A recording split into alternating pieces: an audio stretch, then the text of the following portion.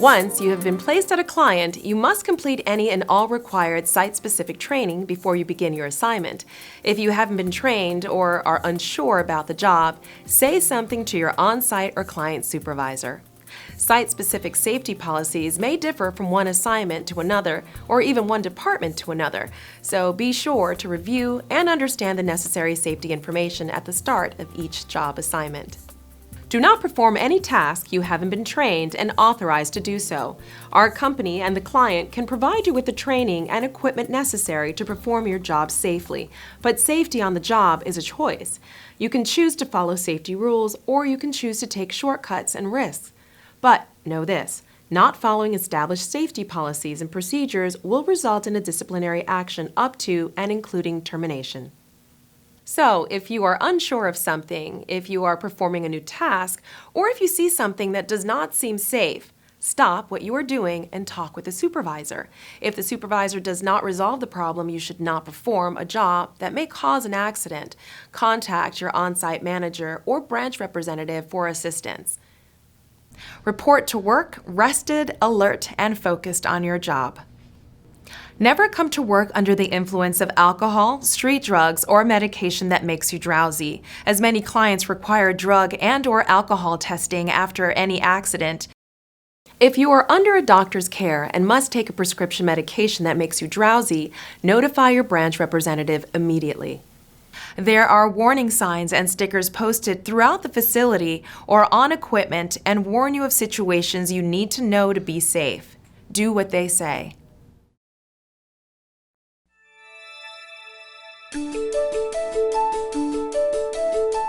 At times, you may be asked to do work that you, as an associate, are not allowed to do. If this occurs, be polite, but inform your supervisor that you are not allowed to do the following tasks. Perform any type of maintenance, electrical, or related work that requires specific knowledge and training. Work involving blood or infectious materials. Operating machinery or equipment outside the scope of the job you were hired for.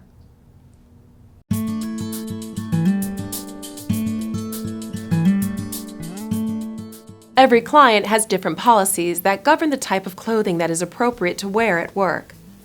Before the first day of your assignment, be sure to ask your branch representative what type of clothing you are expected to wear and if there are any dress code restrictions that apply at your location. Wearing inappropriate clothing can cause you to be sent home and in some cases dismissed from your assignment. If you have long hair and you will be working in a machine shop or any other environment where it could be caught in moving or rotating parts, be sure to pull your hair back and secure it so that it cannot come in contact with any moving components. In addition, it is recommended that you not wear any jewelry that could become snagged on moving equipment or machines. Personal protective equipment, also known as PPE, is the workplace safety gear that shields our bodies from potential harm. When used correctly, PPE can prevent serious injury and even death. Always correctly use any and all forms of required safety equipment such as gloves, safety glasses, fall or hearing protection, work boots, vest, or any other PPE as instructed. If you are unsure as to what PPE is required for your assignment, ask your supervisor or our company representative.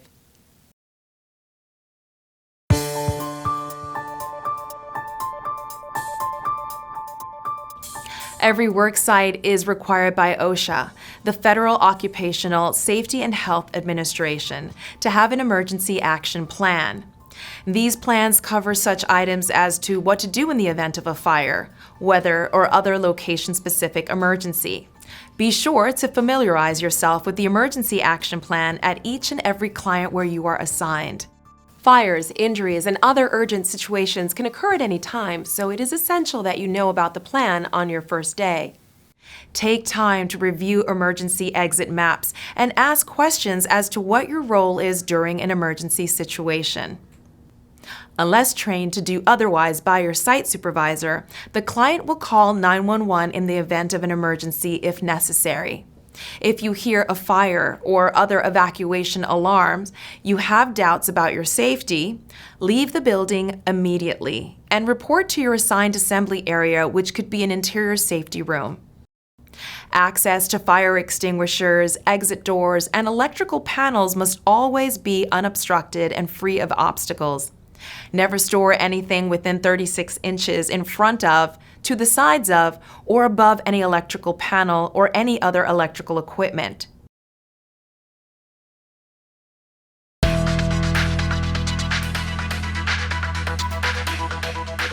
Before you begin your work assignment each day, review your work environment for potentially hazardous conditions. Report any concerns you identify to your supervisor or our company and work with that supervisor to correct any observed issues that could be hazardous to you or your coworkers. If your safety is in jeopardy, do not begin your work assignment until the problem has been corrected. If your supervisor does not make the necessary corrections, be polite, but call your branch representative or on-site manager to report the problem.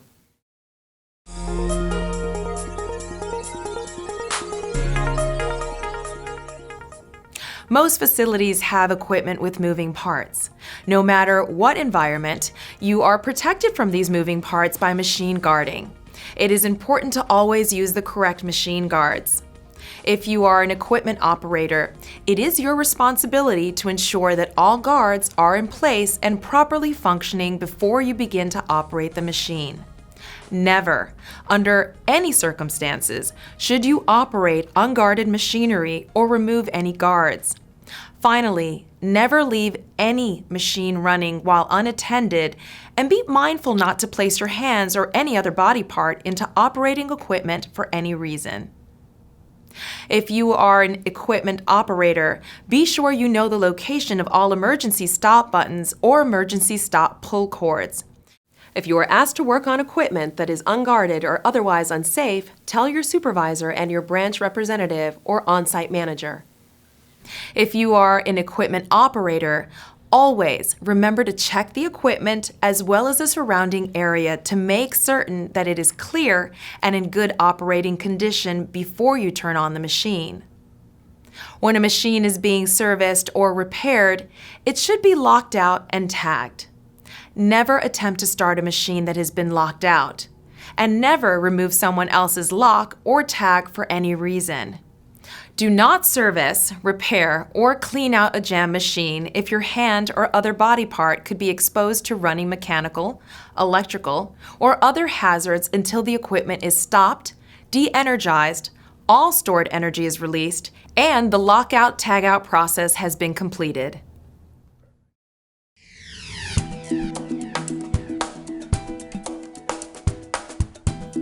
Slips, trips, and falls are a leading cause of workplace injury. There are a number of causes, but clutter, spilled liquids, tools, pallets, trash left on the floor, hoses, and cords are major contributors. Your responsibility is to keep your area clean and orderly, and do not store items in places where other employees walk. Whenever you have downtime, take the initiative to clean up your work area. Watch where you walk at all times, and keep an eye on the path ahead of you. Don't carry a load that obstructs your vision. If you see a potential trip hazard, correct it right away. When using the stairs, be sure to hold on to the handrail. If you trip, you will be able to catch yourself before you fall. Never cross the conveyor system except at designated areas, and never run at work. Identify blind corners or locations in the work environment to safely move through the area. You need to always give forklifts the right of way. Use dome mirrors if provided, or always listen for equipment in the area. Aisles should always be kept clear, and there should be at least 44 inches of unobstructed space in the aisleway.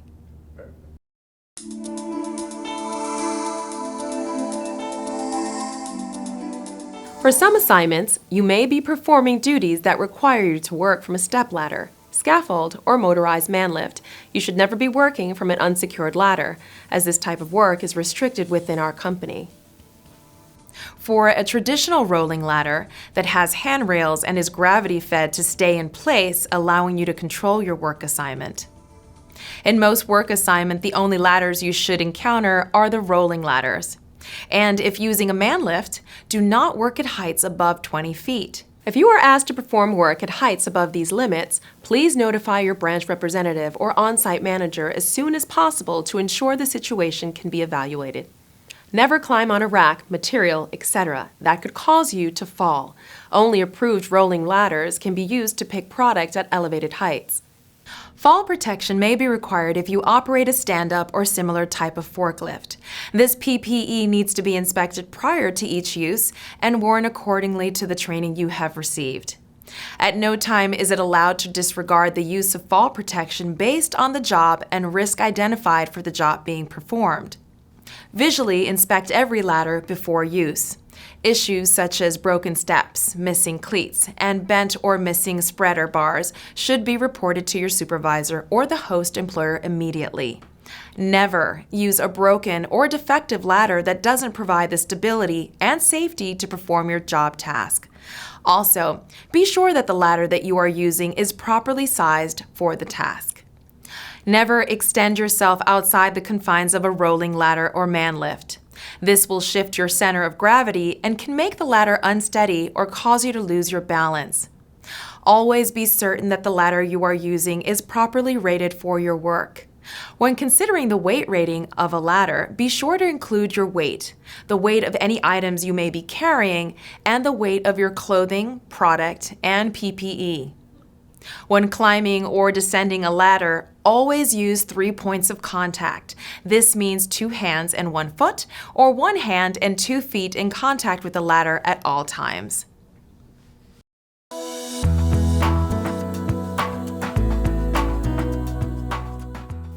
The most important thing to remember with hand tools is to use the correct tool for the job.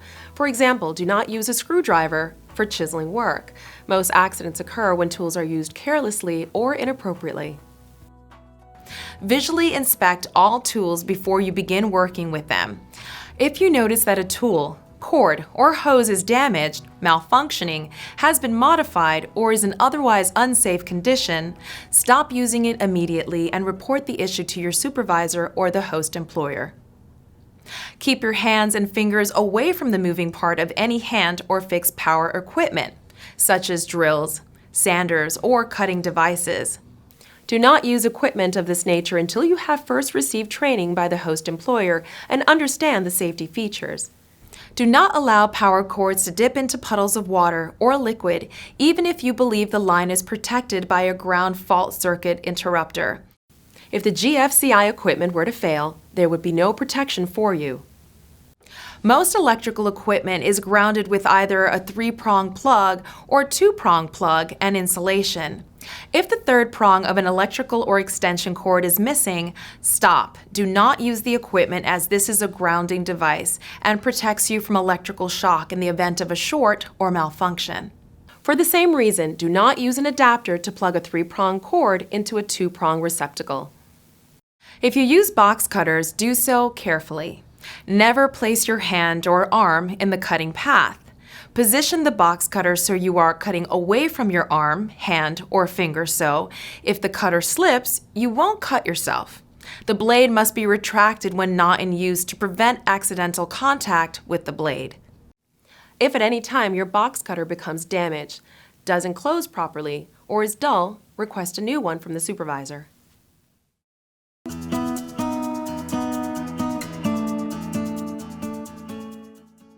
By federal law, you have the right to know about hazards associated with the use and handling of hazardous chemicals in your workplace. Additional site-specific training may be required and completed at the client location depending upon your assignment. Every client that uses hazardous chemicals has and will provide access to a written program including a list of on-site chemicals and safety data sheets, or SDSs, for each chemical in their inventory. The only exception to this requirement is consumer products that are labeled as such. While some of the information on the safety data sheet is technical in nature, sections on recommended PPE and what to do in case of an exposure or spill appear in clear, easy to understand terms. The best time to learn about the hazards of a chemical is before you use it, so be sure to read the SDS for any chemicals you are asked to use or ask your supervisor. All containers of potentially hazardous chemicals must be clearly labeled, and those labels must be maintained in a legible condition. Good hygiene practices such as washing your hands before you eat, drink, smoke, or after you use toilet facilities should be followed at work. Furthermore, you will be restricted from eating or drinking in areas where hazardous materials may be present. If working at a job site where hazardous chemicals are used, report any symptoms such as difficulty breathing, skin irritation, stinging eyes, slurred speech, dizziness, or confusion to your client or manager immediately. In terms of personal protective equipment, some job tasks may require a dust filter or other type of respiratory protection. You will be trained if this is a requirement of the facility you ultimately work at. If you notice a chemical spill at work, notify your site supervisor immediately. Do not attempt to clean or contain the spill by yourself, but immediately report the issue to a client or manager to manage the situation. Anytime you are handling hazardous chemicals for any reason, you must use the recommended personal protective gear.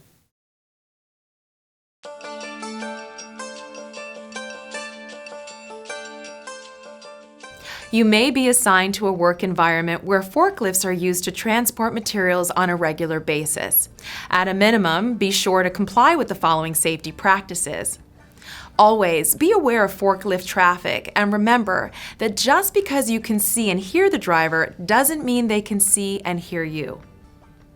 Always be prepared to yield the right of way to forklift operators. Never approach a forklift without first making eye contact with the operator and getting their consent. Stay in pedestrian walkways, but even then, remember the forklift has the right of way. Remember, you are not to operate a forklift unless you have been trained and authorized, no exceptions. If you are trained and authorized, make sure to always wear your seatbelt and keep your hands, arms, leg, and feet inside the unit. Only operate the equipment in a controlled manner by keeping your speed in check and use caution at all blind intersections. Before moving your forklift or picking up or depositing a load, look around for pedestrian traffic and make sure the area is clear.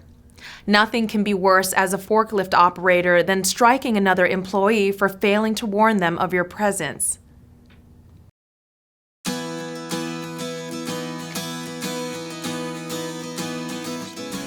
You should never, under any circumstances, attempt to lift more than 50 pounds without assistance. If an item is too heavy or awkward to lift by yourself, ask for help. When possible, use material handling equipment such as a pallet jack or hand truck to assist with any heavy lifting. Before you lift anything, you should begin your day by stretching your muscles, and then make sure you have a clear path to where you will set the item down. Most lifting should be performed in the safe zone, which is between your knees and shoulders. Lifting above shoulder height can cause strain and should be avoided. Ask for assistance in the handling or movement of pallets. Never try to lift or move a pallet stacked above your chest level out of the safe zone.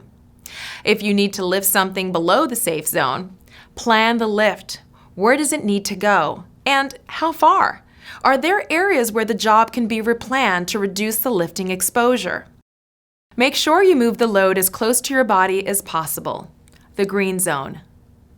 Limit the bending at your waist by bending more at your knees. Don't try to lift multiple items to finish a job faster, as this will place undue stress on your muscles. You want to concentrate on lifting with your leg muscles, not your back. Do not twist. Twisting your back when lifting places undue stress on your spine and back. Instead of twisting, lift the item. Pivot your feet in the direction you need to go, then set the item down.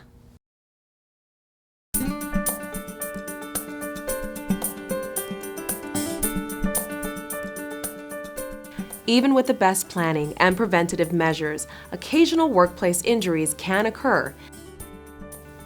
If you have an incident on the job, you should immediately notify your on-site supervisor, client supervisor, as well as your branch representative. The branch team will then contact you to collect additional information about the incident and decide the best course of action. Our company has a significant number of resources available to help an associate who may require medical treatment due to an incident that occurred on the job, and a dedicated risk management department who will help you to seek appropriate treatment and return to work as soon as medically advisable.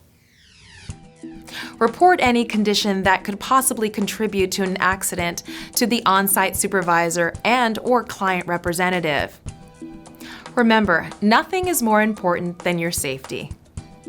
The decisions you make each day will not only impact your performance and well-being, but also that of your coworkers. We want each and every one of you to return home from work each day in the same condition in which you arrived, safe and healthy. This way you are able to enjoy your life away from work. Isn't that what it's all about?